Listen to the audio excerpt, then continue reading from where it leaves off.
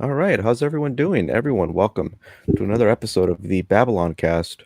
We are live, doing these live now. I told everyone I was going to start doing these um, every weekend, but the people whom, well, I shouldn't actually blame the people. It's 90% of the time it's me that these don't end up happening. But anyways, so hopefully we'll get back on track with these sorts of things later on in the future. But anyways, so we got two people here. Uh, First one is, of course, my lovely co-host, Bruce. How you doing? What's up, guys? Happy New Year. Welcome to 2021.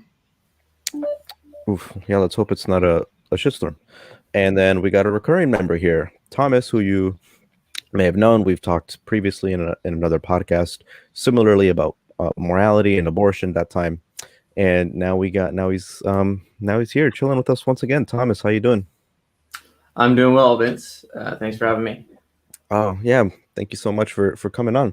Now, this is the first time this has ever happened. This has never happened before. So I don't know how to address this, but I'll do my best. So we have two super chats. So Render under Caesar. Thank you so much, man. This means so you are officially the first person who has ever done a super chat. So this is fantastic. I feel very giddy inside. Thank you so much, and thank you so much for being a loyal follower. I usually see you here quite often. And then we also got another one, 20 SGD. I wish I knew what that was. We're gonna say there's Somalians. Feliz Año Nuevo. Keep it up. Hashtag simp for Vince. Oh, thank you so much. I gotta beat Armin Navabi on the simp game. He has too many simps. So I need to set up this hashtag. But thank you guys so much. Means a lot. Really appreciate it. And hopefully we have a good episode for you tonight. And hopefully I'm more consistent with these sorts of things. So um I guess before we get started, Thomas, just for the sake of the audience familiarizing themselves more with you, what is it that you find interesting, like about philosophy? What was it that sparked your interest in asking questions like what is morality? What is free will? What gave you or what led you to have such an inquisitive mind?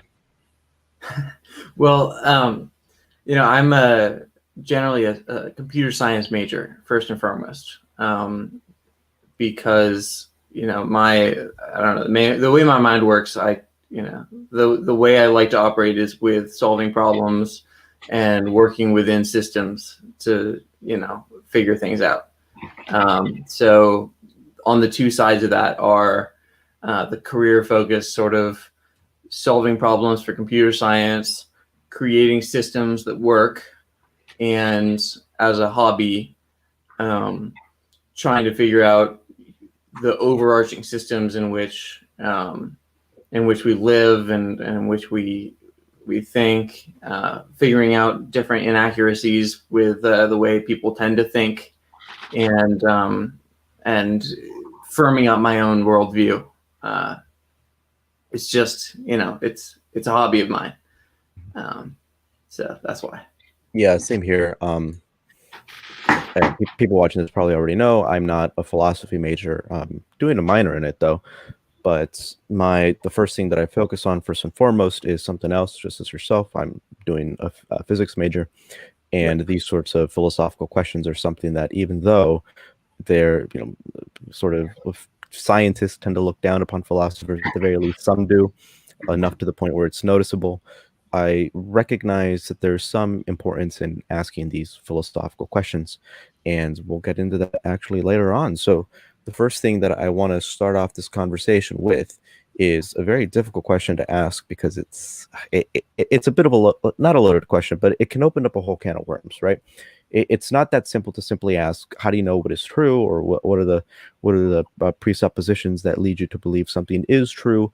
It's very difficult to ask that sort of question. So we're going to try to condense it into framing a few like giving out a few philosophical positions that are held by prominent philosophers of history, and say the things that we agree with them, and then say the things that we disagree with them on, and then see if we can get a good idea of our own personal frameworks from there, right? So the first thing that we're all probably aware of, this is something that I talk about sometimes, is sort of the logical empiricist. So usually can be linked towards a group of from the Vienna Circle of philosophers, and generally speaking, they're empiricists in the sense that they value science and that type of methodology quite a bit. They think that all knowledge comes from sense experience, and if the knowledge that you acquire does not come from science, then it is either trivial, conceptual knowledge, or it is completely meaningless, like religious claims. They would say,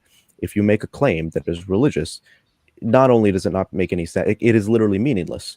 So what are your guys' thoughts on the logical empiricists, logical positivists, sorry, even though they tend to be used interchangeably? What are your guys' thoughts on the logical positivist view of what is true? I guess we'll start off with Thomas, since he is the guest of honor. I'll say that as far as the distinction, as much as I can remember it from our philosophy of science class, between empiricists and logical positivists, and help me out here, but I think it was that, like, the straight up empiricists like Mill thought that all knowledge, thought that mathematical knowledge was based on sense experience and anything that comes directly from sense experience, whereas the logical positivists believed that math was completely analytic. Mm-hmm. Is that how you remember it? Yeah, we could go down that whole a priori, a posteriori route. That might complicate things quite a bit, though. But we could go down that route. I'm trying to just keep it as simple as possible. So, like, a basic surface analysis. I'll say that I tend to agree with Mill in most things, especially in this. I believe that all knowledge that's, in any way significant derives from either sense experience or some sort of logical derivation from sense experience, which includes trivial analytic stuff, as long as it's based in fact. Very quickly, I also want to give a quick thank you so much to Ghost Bunny, who was the very first mod that this channel ever had. Very first OG mod. Gave a super chatter $2 saying Vincent has to be fashionably late as always. Heart. Yeah, so it's a meme at this point. I'm always late, and it's like 5 minutes late, 10 minutes late. It could go so far as 30 minutes late. I'm never on time, and I never will be. It's become my sort of mantra. You're a gamer like I am, Vince, and I think I hope Ethan is too. So if you're familiar with the Metal Gear series, maybe you should make Solid Snake say kept you waiting, huh? At part of the channel.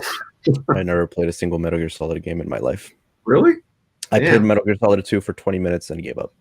Couldn't do it. Yeah. It just it's been so long since I got deep into video games. I got a PS5 recently though, so now I'm trying to get back into it. I heard. Yeah, so you saw me, if you follow me on Instagram, you saw that funny New Year's picture that I uploaded. Me playing PS5, captioned spending time with the family. Someday I'd love to have a console. Something I have a Switch, but that's a very recent thing. I've never had any kind of console growing up, really, besides Nintendo stuff.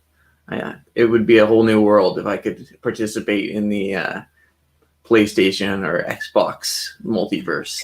Right. Yeah, the multiverse. I feel like by default, if you're a computer scientist, you sort of tend to veer. If you do game, you're a PC gamer because it's kind of already there. Yeah, that's what's efficient. Yeah. Yeah. I never that myself. But where were we? Okay, so you say that everything ultimately derives from sense experience, even sort of armchair philosophy, even though you're not necessarily doing any empirical testing, whether we're talking about something using the scientific method. The knowledge that you are acquiring is by definition based on your sensual perception. Is that accurate to say? Yeah, just because you're not doing some sort of formalized scientific method experiments and studies and double-blind twin studies about moral philosophy,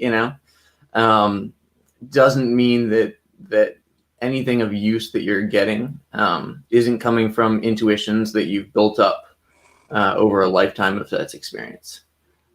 Just the way we conceptualize counting value and assigning importance to things is based on how we've grown up, in a sense, in a world filled with physical experience. There's a problem in philosophy that is usually used mainly to talk about the concept of free will and whether or not some sort of dualism can exist. But the problem, I think, can also be laid out to when it comes to like the acquisition of knowledge, where, okay, you know what a particular type of food tastes like. You know what bacon tastes like, right? It's very difficult for you to describe that, though. So the idea is that if you have someone who has the same brain as we do, but he's never tasted bacon before, is there some way of being able to convey that information just through data and numbers or explanation power that he would be able to understand what bacon tastes like? Is this a part of knowledge that simply just cannot be conveyed using words, using data, using numbers? This is sort of like the problem in philosophy that comes with, like, how do you know that everything is completely materialistic? Maybe there is some room for dualism even in a secular world. And I think this also has interesting implications for knowledge, because my assumption and my belief would be that all knowledge ultimately is completely materialistic. But if we can come across an instance in which there's a clear-cut case in which the methods of acquiring knowledge through a materialistic viewpoint is insufficient, whether we're talking about being able to convey what something tastes like or what something smells like, this is something that can only be experienced via the mind, then maybe we have to recalibrate what we think about knowledge, if that's the case. Well, tasting bacon is sense experience in and of itself. Mm-hmm. Isn't it? And I don't know how useful this is, but I will say that you could convey the taste of bacon reasonably well if you have a shared experience of other types of food. Mm-hmm. For example, you could say that it tastes smoky, or you could say that it tastes savory, smoky, salty, fatty. There's so many different comparisons you could draw between different kinds of food, but I don't know how useful that is, because it really go against your point. Part of the problem there, though, is like, one of the reasons we can describe the taste of food to each other is because we all share a common human experience. So you can get a basic idea of how a certain piece of food tastes by using the kind of language we use to describe. Like, Ethan, you were just talking earlier about in terms like smoky or burnt or sweet or anything of the sort. But I think we can relate enough of words to get a basic idea of what they mean and how they should feel to us. But I think everyone takes in this language to some extent with some kind of subjective perspective to it, because our tastes are subjective. So we might be able to convey information in generalities, but not in specifics. I mean, if I'm to take a fun sci-fi analogy to this, I don't know if you guys are fans of Star Trek: The Next Generation. Like, let's say we have a machine like the android Data on that show, and he doesn't have any emotions. He doesn't have a palate, so to speak. He consumes a piece of food, and he'll be able to literally tell someone this piece of food is like 10% sugar, 30% carbohydrate, 20% protein, yada yada yada. But where we convey information subjectively on an objective piece of material, but we're not able to break it down entirely into purely objective terms that are dry and robotic. So we can convey information in a broad perspective only. Mm-hmm. Yeah. Well, Vince, maybe I'm not entirely understanding your point, but I would think that your point goes more to showing the subjectivity of certain types of knowledge than any sort of lack of empirical foundations. Mm-hmm. The fact that we can't convey the exact taste of bacon is maybe more to do with I taste it a certain way, they taste it a certain way. There's some sort of translation barrier there. And it is hard to put into words a taste, because we don't have the adequate language built up, but that's a separate issue. But I would say that it doesn't really go against knowledge being empirical, in my view. Yeah. Yeah, no, I agree with you. I mainly brought it up because I think it's an interesting observation that's usually made, and it's usually made in the case of free will one way or another, but I just thought it was an interesting thing to bring up because maybe it's brings in maybe it means that at the very least we can think differently about like how we understand whether or not we can actually convey everything, all the information materialistically, because the assumption that a lot of people make, and it doesn't necessarily mean that it's a true assumption, but an assumption that many people make is that if we live in a completely materialistic world, that it could be boiled down towards numbers and figures and zeros and ones and digits, then you should be able to like convey everything, all this information. You should be able to relay it somehow, whether or not we actually have the language capacity to do so is irrelevant. What matters is whether or not it is physically possible to do so. And so if we come across an instance in which that clearly is not the case, it doesn't matter what information that we jot down. It doesn't matter how accurate our systems are, our mechanisms are, being able to, get knowledge from the physical world. If you cannot convey that information in a materialistic sense, then maybe you would have to at least allow for the possibility of something else, of dualism. And I brought that up because even though, it's not usually made against logical positivists. In fact, I've never even heard it used against it. I thought it was interesting because then that basically means that, well, there are other ways of acquiring knowledge, or conceivably there would be other ways of acquiring knowledge. I some perspective here that I think might be interesting to think about, especially when it comes to taste and language. One of the novels I've read a part of in the past, like there's a subject that you and I both explore, Vince, sometimes, and that's postmodernism. Like Stephen Hicks wrote a book called Explaining Postmodernism a while back that I started delving into, and they were talking about certain anti-enlightenment ideas that were popping up through during or slightly. Well, during the Enlightenment era. I think one of them, surprisingly, came from what's his name? I don't remember it now, but it wasn't Rousseau or anything. But whatever, that's irrelevant at the moment.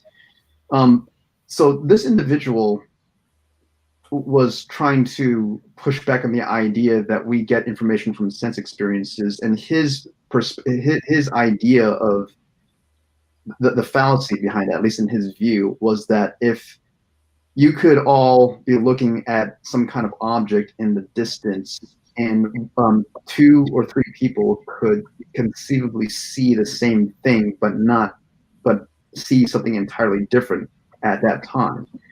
Let's say, for instance, that you got 3 people standing a mile or 2 away from a stop sign, and one of these individuals is colorblind. Some of these individuals might see red, and the other one might just see a gray splotch. So some people said it was red. One other person said it was gray. But because they have different sense experiences, their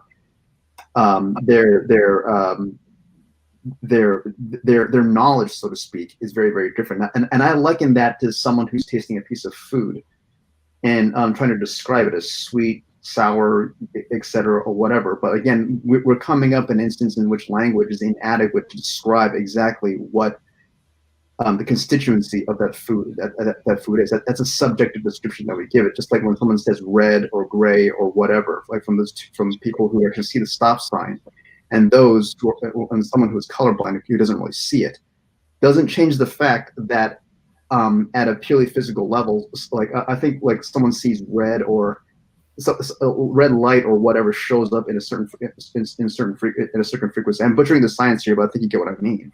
It doesn't change the fact that there are hard subjective facts that give off the qualities of what someone will perceive as red, no matter if person is colorblind or not. That's hard objective knowledge. Tastes and sometimes our sense experiences are not enough to give us to give us hard objective knowledge. It can give us some idea of what is coming through, but that's what we have science for. Take all those subjective experiences, merge them, conglomerate them, and then put them to a test and see what exactly this is, what makes it tick, why is this quote unquote red, why does it have this descriptor, what's the hard data that gives it this quality. Okay. Yeah, I understand your point a little better now, Vincent, after your description and after his expounding on it. I think I have a better response now. I'll say that I think that the misapprehension here is that we're all living in a world, a universe created on the basis of numbers. It can be completely made out of data. But it's one universe, and everybody is just sort of floating through this universe, seeing it exactly how it objectively is.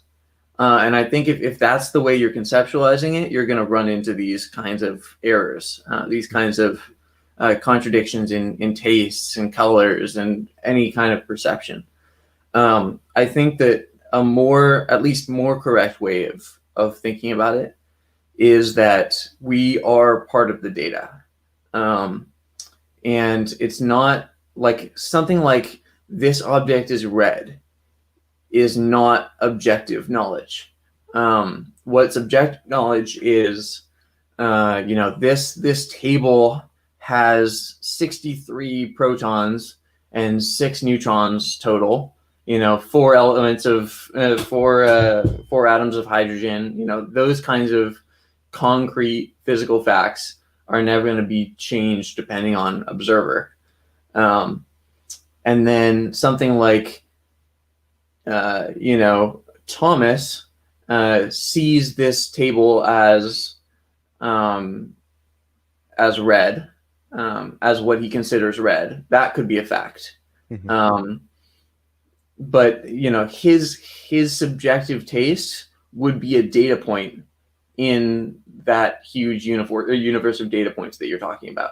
So you have to just take a step back and keep taking steps back until you end up with no contradictions. And I do think you'll eventually hit that wall where you've encompassed all the data you need to create a perfectly coherent picture of the universe, with no contradictions.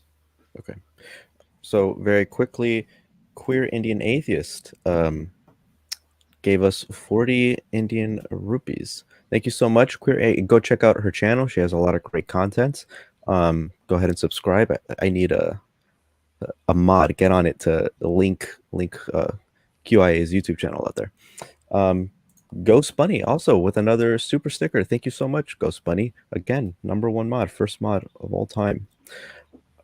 And so, okay, so yeah, I get what you're saying, right? Let's see if there's any interesting stuff that we can go through, because there's some conversation going on in the YouTube comment section. So Kohler commentary. So this is basically, let's see. I mean, color commentary is pretty much describing what I'm describing. When he said we are just the only ones who use English to call it red and blue. That's the same way we're using the term taste from earlier. But red, bottom line, has a certain kind of wavelength that, for better or worse, is immutable. That's the objective knowledge here. But the descriptors are subjective. Yeah, that's true. The wavelength is objective. Exactly. Is there? Okay, I have a question that I want to ask, but I'll save this for later on because I want to make sure this is as structured as possible. So, okay, so what we've just been addressing and describing is the logical positivist understanding of reality, and the empiricists, which the empiricists are logical positivists, but as Thomas said, there's a slight distinction there. Now, the other side of the equation, people who usually argue against these sorts of people, but would be like the rationalists, in which they believe that it is possible to gain knowledge outside of sense experience. So Thomas and these people like leave room for religion or knowledge that can be acquired if you just sit down in a chair, close your eyes, completely escape all sense experience. You should be able to acquire some knowledge, would be the assumption. So Thomas, what are your thoughts on the rationalists? I assume that you're not a big fan of these people. Not personally. I mean, I have nothing against them personally, but I would say that I think anything that if you're sitting down in an armchair and thinking about things and coming up with random ideas about how the universe works, the only way that they're going to have any meaning whatsoever is if they're coming from some sort of intuition that's been built up over time from all of the sense experience that you've acquired. So you might end up predicting something that doesn't seem like it has anything to do directly with sense experience, but if it has merit, then, and it's not just completely out of the blue, then I would say it definitely just comes from sense experience, because there's nothing else. Okay. What about you, Bruce? Any thoughts on the rationalist position? Rationalism and then empiricism, in my opinion, is nothing.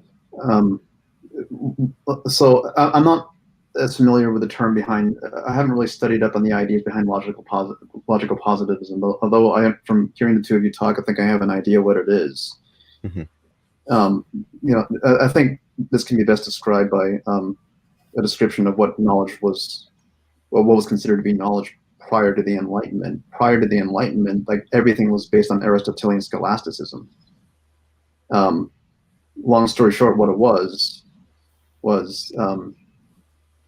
well, okay, I don't remember all of it now, but I do know that way back when, ideas, myths, or whatever that withstood the test of time and was constantly handed down was considered knowledge, even though they tended to believe in stuff like the perfection came from the heavens and kept degrading in perfectionism as you approach the earth, or some ideas like that. It was just accepted a priori as the truth. There was, and from the Aristotelianism, if I remember correctly, was part of it was built into was inherited by some Christian theologians who used that kind of quote unquote logic to justify their views of the universe through Christianity and whatnot.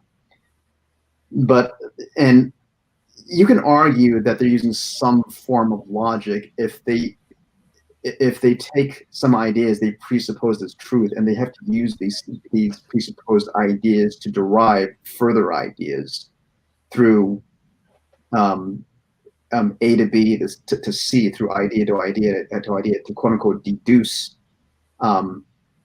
ideas about God, about humanity, about how we should live our lives, et cetera, et cetera, et cetera. The problem is, if one of those ideas is based in pure fantasy, then the whole thing falls apart. Fast forward to the Enlightenment, when they questioned their methods of coming to knowledge. Fast forward to the idea of them starting to wondering about how we can know what is true is true. You have people like René Descartes who breaks things down to first principles. I think, therefore I am. Like, the only thing I can know for certain is that I think. I am an individual autonomous entity. And you move forward from there and come to a system of epistemology that is based purely, not purely, but that is roots in empiricism. And through empiricism, you acquire knowledge through deductive and inductive reasoning. Deductive reasoning. You see some kind of physical manifestation in the universe, and you deduct from that what could have caused this manifestation. Like, why does gravity exist? What can we tell from the actual physical effect, and what can we break down from there? That's based in empiricism. That's actual hard natural knowledge you can use to come to something. you have inductive reasoning, in which you can acquire enough knowledge to have a pretty good idea of what is true, like evolution. Like people keep making the arguments as to say, like, hey, you have not witnessed evolution. You cannot see evolution happening across millennia, but you have all this data. You have fossils, you have radiometric carbon dating, you have other natural phenomena that corresponds to the effects of that kind of data. You have all this data that aggregates and says, like, okay, so we don't know if it's 100% true, but if we have something that just aggregates to 99.999% truth, and it's true. There's a strong possibility that is the truth. But the bottom line, they're all based in the natural world. Mm-hmm. So rationalism is not knowledge in itself. I mean, you can rationalize anything away. That's why we call it rationalism. But if there's no empiricism, there's nothing anchoring it to reality. And like if you're relying just purely on rationalism to come to knowledge, then you might as well just fall back to the Dark Ages, when we were relying on Aristotelian scholasticism. Mm-hmm. What room do you guys leave any room at all for the concept of faith in formulating your epistemologies? Sorry, faith in what? Faith as in believing in something without any logical connection to it, right? So, I mean, with religion, for instance, you say, I have faith in a God, even though there's no evidence to support the existence of a God. You're reaching conclusion B based on no foundation in A. And the reason why I bring up the concept of faith is because a lot of people will say, a lot of philosophers say, is that you cannot escape some level of faith in formulating your epistemology. This was touched upon in the class that we took, Thomas, but we talked about the problem of induction. And we talked about it in a strange way, actually, because if you look up the problem of induction on Google, it's told very differently than the way that we were told it. But generally speaking, the problem of induction in philosophy is that just because the laws of physics work today does not mean that the laws of physics will work tomorrow. And there is no law of physics that we could have as a bedrock pivoting point to say that, okay, yes, the laws of physics will work tomorrow just as they do today. The laws of statistics will work tomorrow just as they do today, right? Because the counter argument to this would be like, well, the laws of physics have worked since the beginning of the universe, so we can use inductive reasoning to determine that they're going to work tomorrow. But how do you know that the rules of probability are going to work tomorrow in the same way that they work today? And so there's no bedrock epistemological framework that we can use to justify our belief in tomorrow as that the rules will work tomorrow as they do today. So we have faith that they just will. There's nothing else. There's no other thing to call it. And so they will say, well, yeah, faith generally is a bad thing. And the goal of philosophy is not to get rid of faith altogether, or understanding what is true is not to get rid of faith altogether, but rather to have as little faith as possible. So what are your thoughts on that? I reject it. Okay. I don't think that qualifies as faith. And I will say that the riddle of induction that we were taught in class is different. It's just a different problem from the problem of induction that you're talking about. Yeah, it's infinite regression. Mm-hmm. I would say that, like, just because it's an infinite regression, it doesn't really, like, it seems to be dependent on itself. But if you look into it, you've got, it's probable that that if something has worked over and over and over and over again, it'll continue to work. Mm-hmm. How do I know that that's true? Because that's how it has been over and over again, and that's probable to be true. And, it goes over and over again, like you're saying. Yeah. But I don't think that implies faith. I think that just implies that, since it's high probability in each case, I think that just sort of rounds. It stays at a high probability no matter how far you go back. Do you think there are some things that just are? So you hinted at this one when you were talking right now, where Someone could ask, what is gravity? Well, gravity is the direction that objects move in when there's a curvature. Okay, but look, what is the deeper reasoning behind it? Yeah, I think Like, well, yeah, so it yeah, so doesn't require any explanation. It just it is because it always was. mhm, Um, it had to be a certain way, so it is a certain way. And the way that it is that. mhm, There's gravity, there's um, other forces, there's all these rules of the universe. They just are the way they are. mhm. So there is no deeper explanation, not because we don't know, or we don't have the tools to determine it, but there literally is none. It just is that way. Yeah, well, I would be interested in your physical physicist sort of opinion on this. I mean, there are those sort of very specific constants um, in physics Mhm. that people say like, oh, if this were just 0.00001 off from what it was, then life as we know it could not exist. Yeah. Um, Yeah, from a physics perspective, well, physicists are terrible at philosophy generally. So usually, if you ask a physicist this question, they won't care, right? There's the mhm. meme, and if you're a physics student and you're taking a quantum mechanics class, there's a lot of philosophy behind that field. But when you ask the like your professor a question such as what happened before the wave function collapsed, or what happened before you looked at it, the famous response that you'll always get is just shut up and calculate it. You leave that for philosophy.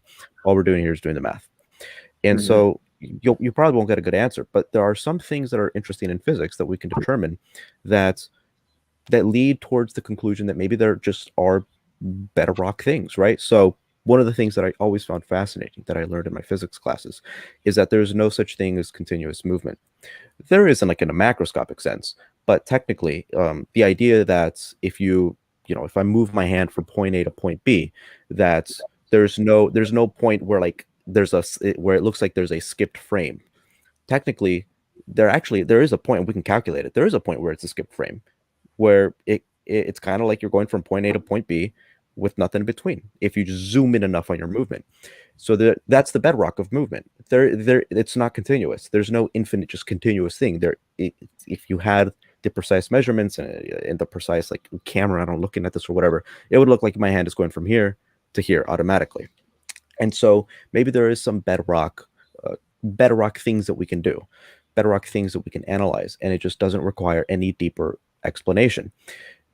The problem with this, though, is that okay, you can say, okay, keep continuing to ask the question, what is this thing? Well, okay, you answer that question. Okay, but what is it? Go even deeper, and you keep going deeper and deeper and deeper, and saying that it's an infinite regression, as you said. And Mhm. someone says that's ridiculous. Can we safely say that it's any more ridiculous than saying, well, it just is?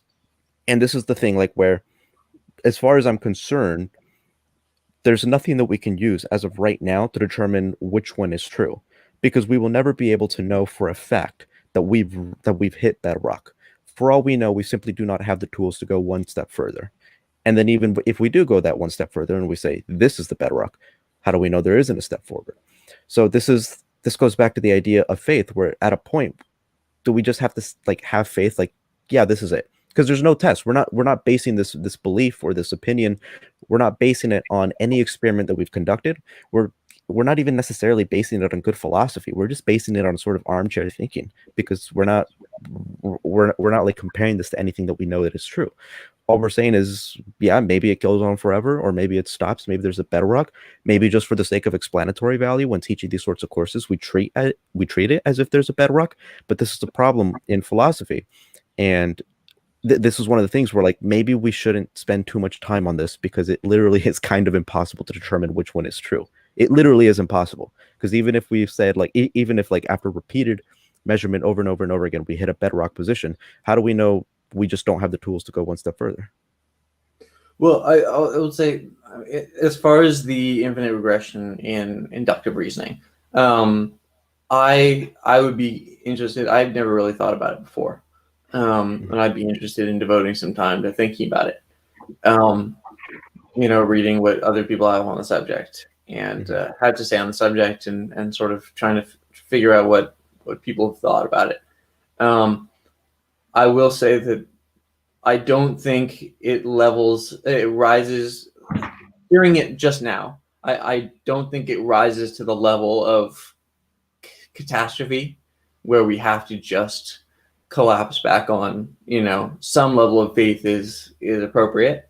I think that there's it's such a complex issue that just thinking about it mathematically requires a lot of complex mental energy and gymnastics, and there could very well be a solution. When you get this complicated, there could well be many different kinds of solutions that are very difficult to anticipate.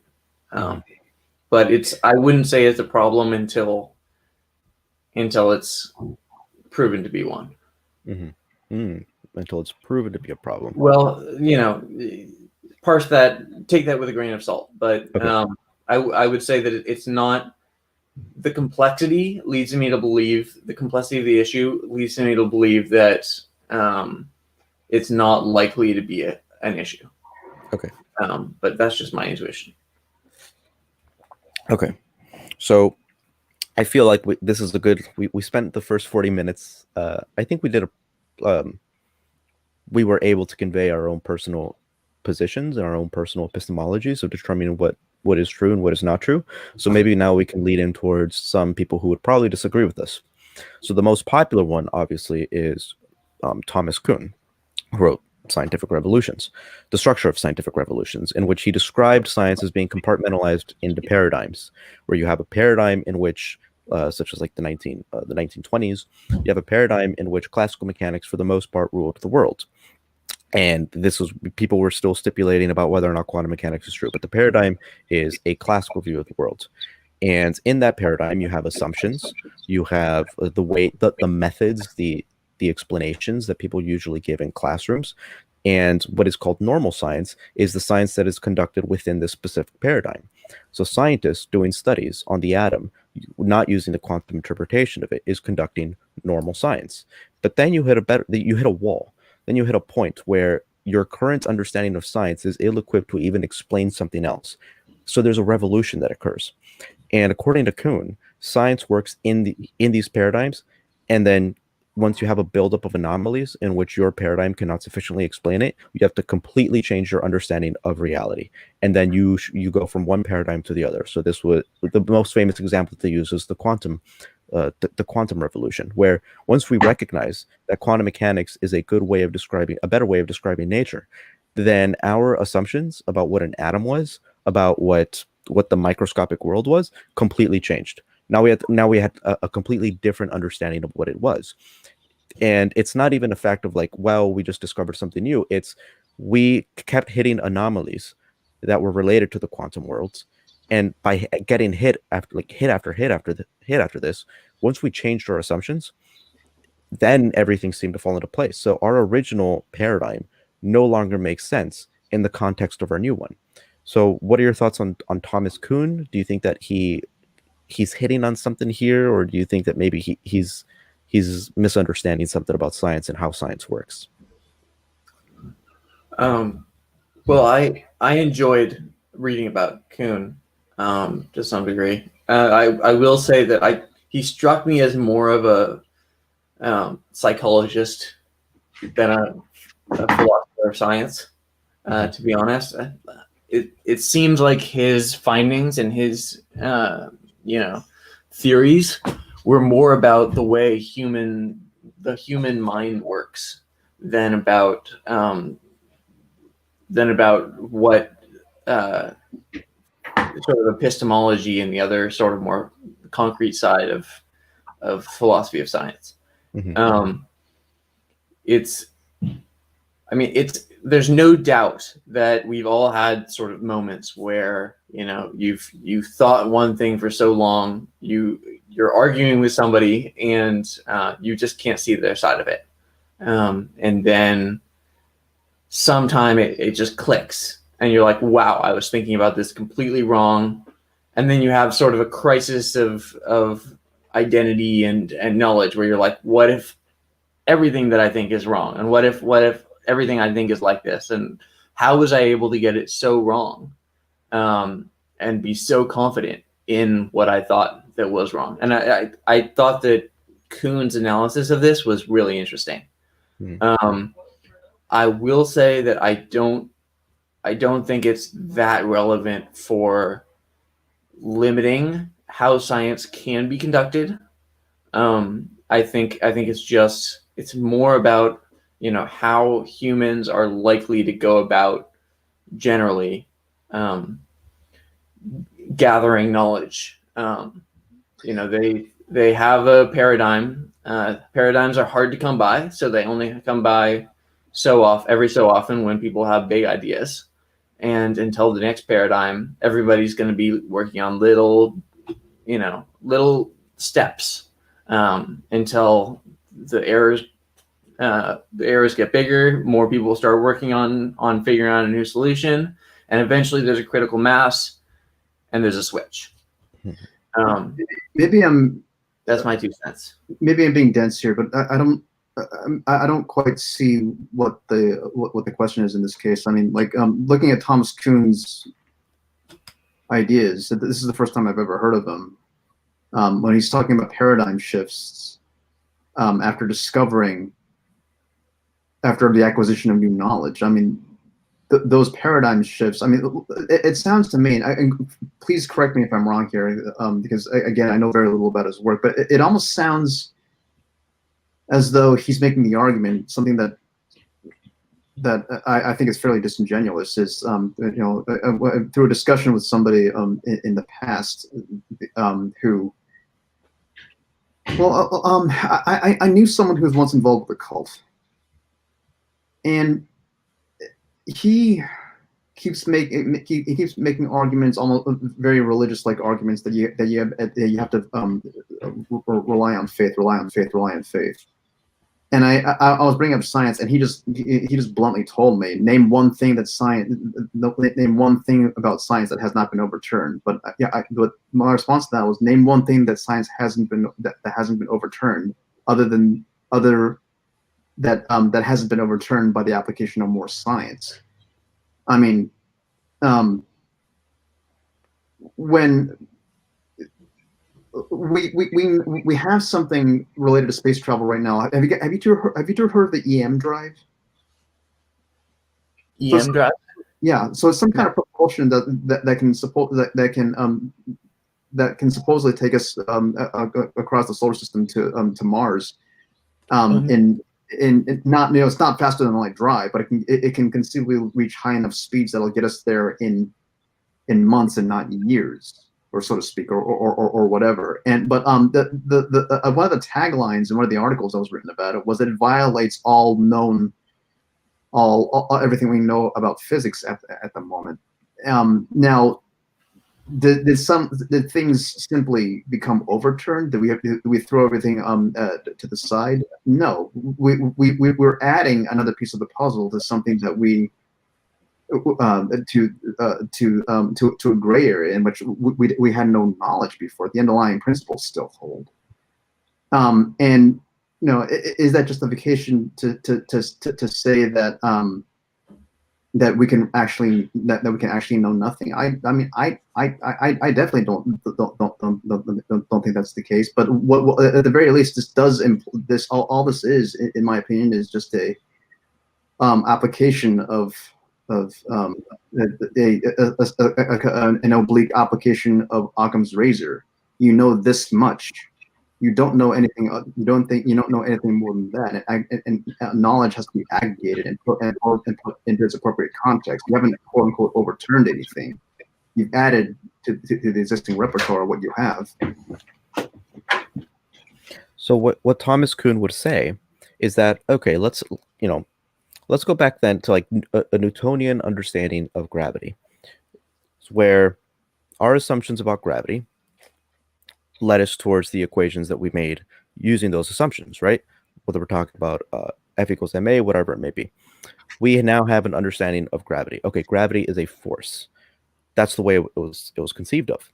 But then you get towards the early 20th century with Albert Einstein, in which his perception of gravity, his conception of it, is completely radically different. We're observing the same phenomena, but we're reacting differently to it. And the big difference is that these are two different paradigms. You have Newtonian gravity versus Einsteinian gravity. And if you get someone to travel back in time towards back in time to Newton's time and talk to him about gravity, he would be completely confused by what you were saying, because the words that you are using to describe gravity and to explain it are vastly different than the words that he would use. So you're both using gravity to describe the same phenomena.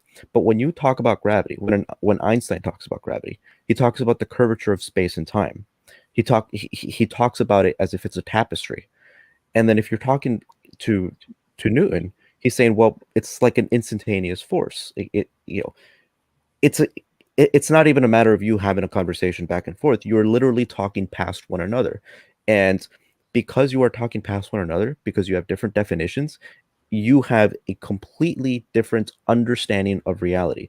Now, the only difference is that your conception has better predictive power, but that's just about it. There's nothing that we can definitively say that your understanding of reality is any closer to being true than Newton's. And therefore, we can never be certain. In fact, it might even be completely pointless to make any claims on objective reality. This would be the Kuhnian arguments. And keep in mind, in previous live streams, I've argued against Kuhn. I think Kuhn is wrong. Kuhn even changed his mind right before he died. And Kuhn was a historian. I think he misunderstood how science works. And if you kind of smell postmodernism here, you're right on the money. This is a very much postmodernist interpretation of science. There is an objective reality. Kuhn wouldn't say that an objective reality doesn't exist, but rather our socialization is so strong to the point where what determines what we believe is true and not true is more based on our own personal circumstances and the type of experiments that we conduct, rather than anything actually objective. A better way to describe this would be the sort of Stephen Hawking. So in the grand design, Stephen Hawking came up with this. I don't know if he came up with this experiment. Maybe someone else did and he just mentioned it.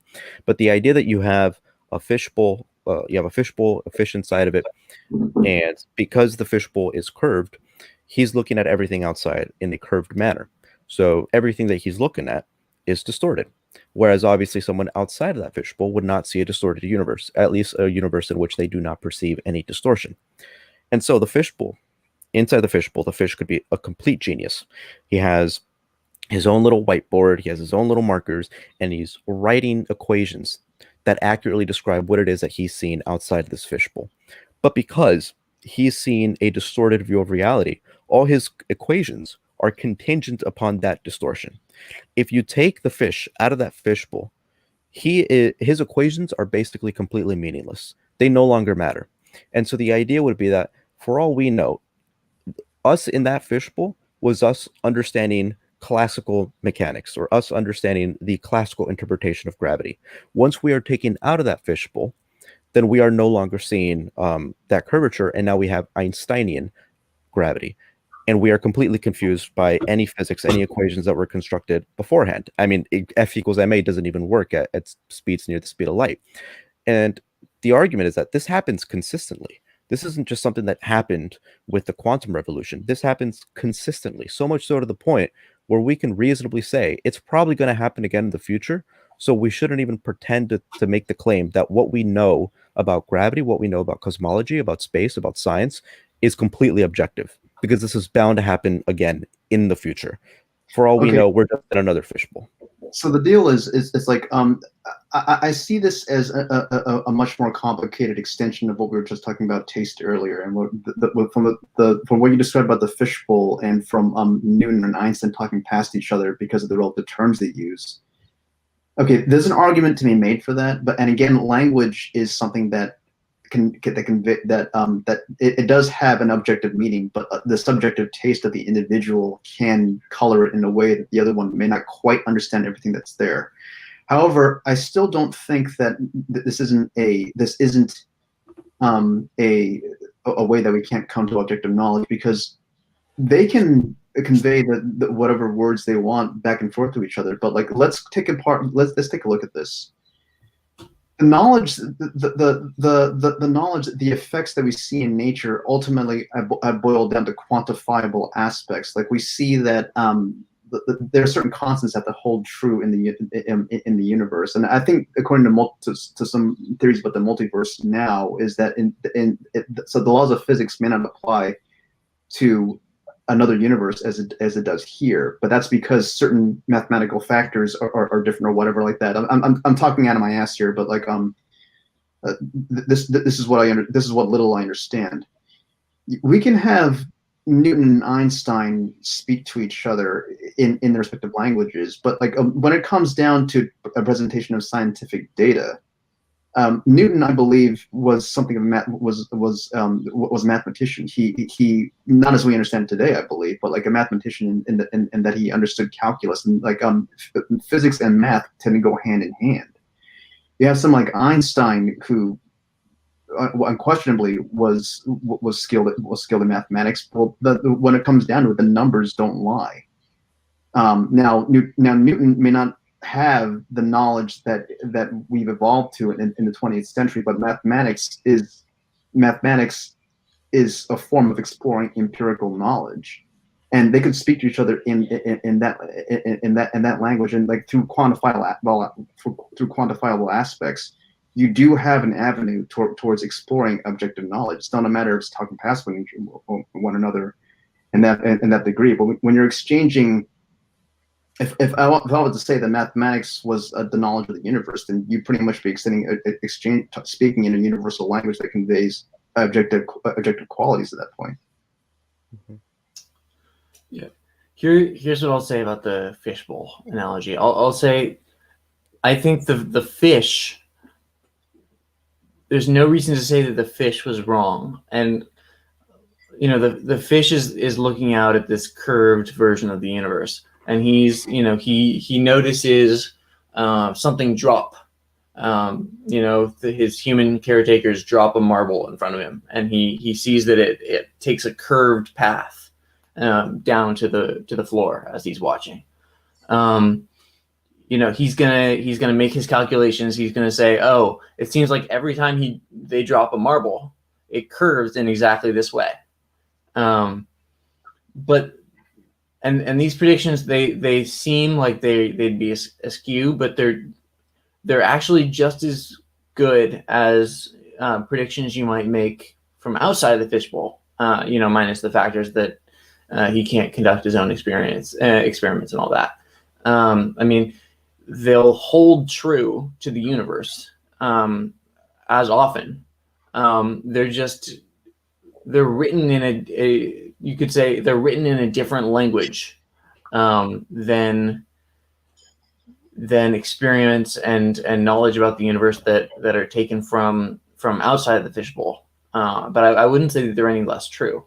And they'll have the same predictive power as if you watch a marble drop from outside the fishbowl and record and find some sort of theory of gravity from that. I would say that, we're talking about, Newton. We're talking about Newton and Einstein trying to communicate with one another, and they don't have a shared vocabulary about things. But I don't think that that's an insurmountable problem, and I don't think that that's, I don't think that that's evidence for any sort of fundamental issue with taking scientific knowledge as actual objective truth. I would say that while Newton's theory and Einstein's theory are both incomplete to some degree, they're not in any way wrong until they're proven wrong in some way. Yeah, the one argument that Kuhn made that I simply do not understand why he even made it in the first place, because at the very least, Kuhn's arguments, I can listen to them and I can say, I get where you're coming from. I don't agree with you. I think you're wrong, but I get why you're saying that. The one thing that I do not understand what he said is the whole incommensurability argument that he provides, in which two different people in two different paradigms cannot communicate with one another, which is so obviously catastrophically wrong, because they did communicate with each other. In fact, that's how we jumped from one paradigm to another. Einstein is often conceived as one of the founders of quantum mechanics, but he hated quantum mechanics at first. At least he was very critical of it, and yet communication was still had. If that communication was not had, we wouldn't have jumped from one paradigm to another. And one of the things that Kuhn never really addressed was predictive power, where he made the claim that there is no objective thing that we could use from outside of the normal science that is conducted in each paradigm. There's no objective metric that we could use to determine whether or not one paradigm is better than another paradigm. But that's obviously not true, because even if you were to grant the idea that we are in different paradigms and that we do have different assumptions and that it is very, very difficult to communicate between these two paradigms, the one thing that every single paradigm holds as incredibly important is predictive value, predictive power.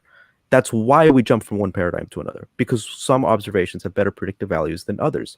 And so this is the thing that I'm like, why did Kuhn even say this? Because it's so obviously wrong. He obviously put a lot of thought into this. He's a brilliant man. I think he taught at Berkeley. He was a historian at Berkeley.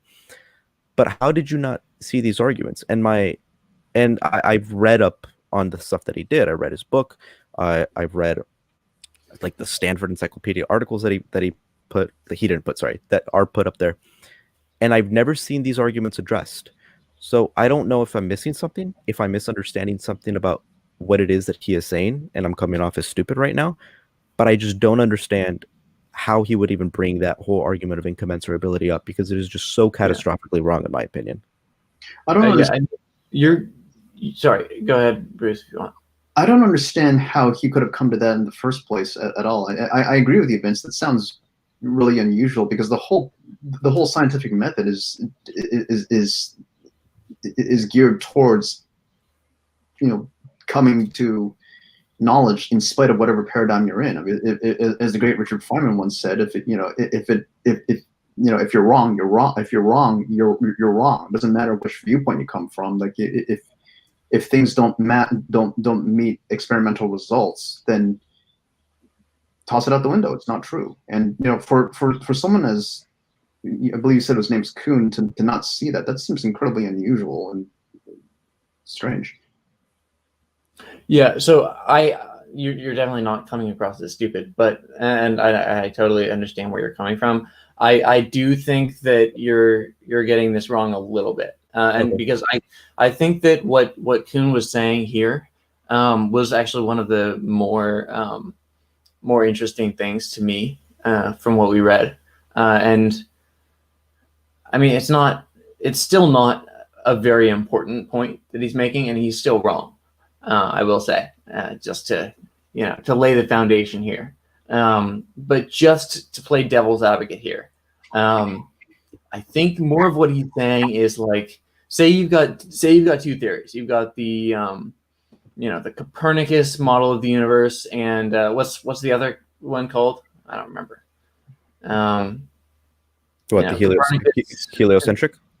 Heliocentric. Let's okay. Yeah, heliocentric. Copernicus was everything around the Earth. Is that right? No, Copernicus was heliocentric, wasn't he? Heliocentric is around the sun. Geocentric is around the Earth. Right. Okay. Let's just call them heliocentric and geocentric, because I don't remember who was who. But regardless, you have these two theories. One of them predicts something's right, and one of them predicts other things right. How do you evaluate which one's better if different things are being predicted right in different theories? Mm-hmm. I guess helio and geocentric isn't maybe not the perfect metaphor, because I don't actually know which things are predicted correctly in each. But let me just bullshit here a little bit.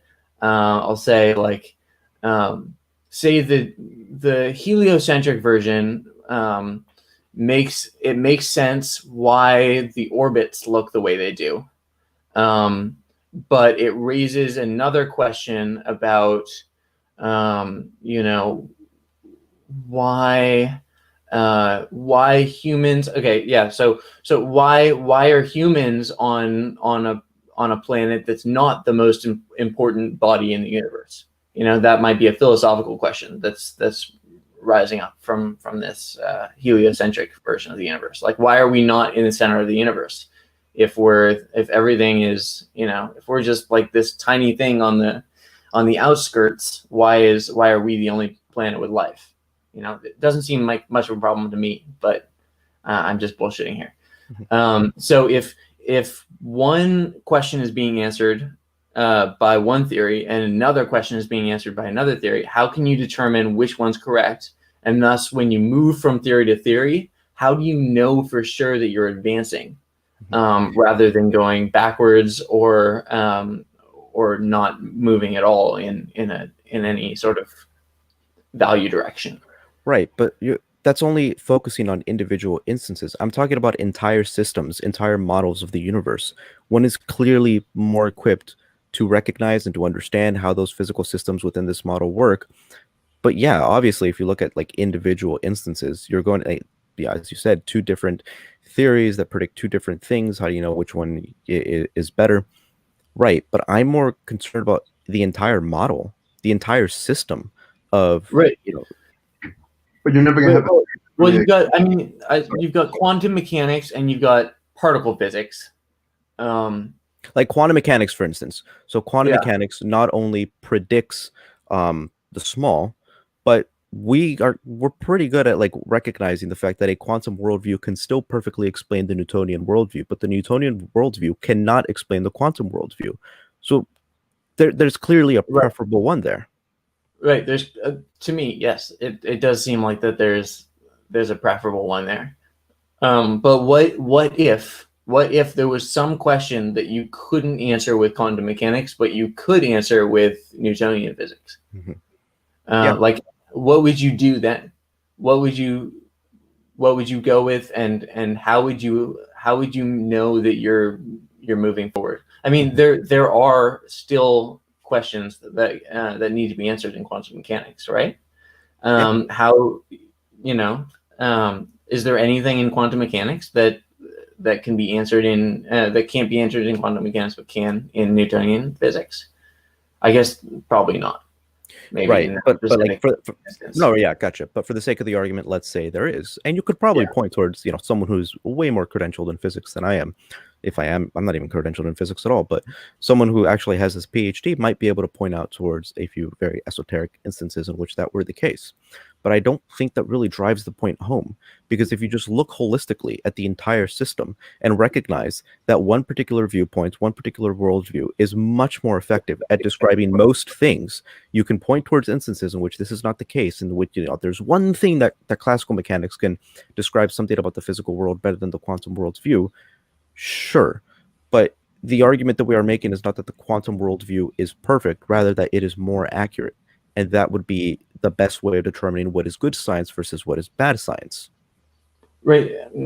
Okay. We might be talking past each other a little bit, but I do think that the error still remains where we have no objective metric with which to compare two theories, as long as two models of the universe, as long as there's something wrong with both of them.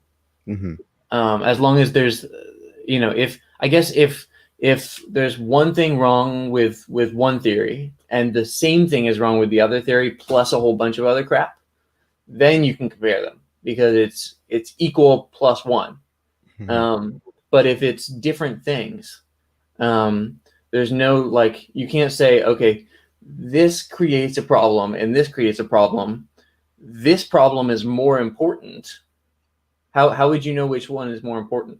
There's no objective way to say that. Okay. I will say I don't think that this is a problem for what Kuhn was saying, which is that maybe science isn't actually advancing. Because if we say, in the beginning of scientific reason, you had a state where nobody knew anything. And at the end, theoretically, is a state where everybody knows everything. Presumably, we're somewhere on that line. We know some things. regardless of problems in our different worldviews and different theories of the universe, we're definitely somewhere along that line, and thus science has advanced at some point. So the question of which way it's going at any given time doesn't really bother me. But it is theoretically possible that when we switched from Newtonian to quantum mechanics, or from geo to heliocentric theories of the universe, we actually went backwards a little bit. Yeah, I mean, it could be possible, but I don't think that the argument that Kuhn employs is particularly strong in when it comes to determining, basically attacking the entire enterprise of knowledge acquisition. I don't think he's quite right. We're already an hour and 10 minutes in. Do you guys want to talk about Popper very quickly, or do you think that we're because I feel like people could probably predict what we're going to say about Popper anyways, but maybe we could still touch upon it. I don't know. Actually, gentlemen, I have to call the night, but okay. Yeah. Oh, that's right. Sorry, I completely forgot you told me you could only do an hour. Oof, I'm so sorry. I completely forgot that. No worries. Yeah, well, keep going. I think everyone in the live chat seems to be enjoying this conversation. I know I am. This is a great dive into epistemology. Yeah, but thank you so much for joining us, Bruce, and I hope you had a great holiday season, and I hope you have a good night. Thanks, Thomas. This is great talking to you. This is great. And, people in the live chat enjoy this conversation with these two gentlemen, and get all you can out of it. We need people to talk more like this, and to bring the understanding of science and epistemology out there a little bit more. So, gentlemen, have a good evening. I'll talk to you both soon. Okay. Have a good night, man. See ya. Okay. All right. So I guess let's wrap this up very quickly, because it is getting pretty late. But just very quickly, the idea behind Karl Popper said you can never confirm something to determine whether or not it's true. You can only falsify theories if it is a falsifiable statement. What are your general thoughts on Karl Popper? I'll admit here, Karl Popper, all of the subjects in this class, to some degree, I didn't study before, and then sort of crammed right before I wrote my essay. Except for some of the ones in the very beginning when I was actually going to section. Karl Popper was that way most of all. Okay. And I think the choice was to study Popper or Kuhn. Is that right? That was the team essay. For the final, I think it was between Quine and Kuhn, and then the second medium length essay was Popper versus the synthetic analytic distinction. Was that it? I could be wrong. My memory is garbage. Regardless, I don't know very much about Popper. I will say that from the lecture I did attend on Popper, I didn't love him. I thought that it was kind of much ado about nothing. Right. But if you wanna say your opinion on it, I think I can remember and maybe weigh in. I mean, I feel like people would probably be able to sort of predict our positions anyways, based on what we've already said about Popper. If I had to pick between Popper and Kuhn, I'd obviously pick Popper, and I would assume, would you do the same actually? I don't know. Based on what you remember. Based on what I remember, I think I found Kuhn more engaging, but not correct. Right. And Popper, if I remember correctly, his whole deal was that you could never really know anything. And I mean, I think that's true from some angle, to some degree. But I don't think what he said about, I think he had a big problem with confirming evidence that rubbed me the wrong way. Interesting. I think his argument against confirming evidence was completely wrong, from what I remember. All right. Well, maybe in the future we'll chat about that. Yeah. That actually seems interesting. Yeah, but this was probably a good time to end it. We got another super sticker from Ghost Bunny. You're so generous. Ghost Bunny's giving so much of her time and money for this stream. I really do appreciate every single person who donated, gave us a super chat, a super sticker, whatever it's called. Legitimately, I appreciate it very This much. is your So. first time getting super chats, right? Yeah, because the Right. last time we chatted, I did not have 1,000 subscribers. After we chatted, I hit it, so I was able to monetize, and now I got like memberships and stuff. Ooh, which I gotta. So memberships will be up pretty soon. They're forcing me to actually upload a video, so I can't just like engage in memberships and just let it all out. They're actually forcing me to you got to make a video introducing your membership program. So I got to film that. That's why the memberships aren't up yet. And we got another one now. Look, oh my God, everyone is so generous. I'm blushing over here. Yeah, wow. Murtad Skeptic, $5 saying boop. Boop. That is a reference to the AR Discord lore, if any of you guys are interested in. But oh my God, everyone, thank you so much. This is so much. This is overwhelming. I'm blushing. I'm falling. Anyways, Thomas, thank you so much for joining. I hope you enjoyed this conversation, and maybe hopefully you were able to remember much of the information that you learned from class. Yeah, it's been really fun. And definitely I was able to remember the earlier stuff. Yeah, definitely one of the most interesting philosophy classes I've taken. Usually philosophy can be critical thinking was the most boring philosophy class I ever took. Is that Ethics the is symbolic okay. logic one?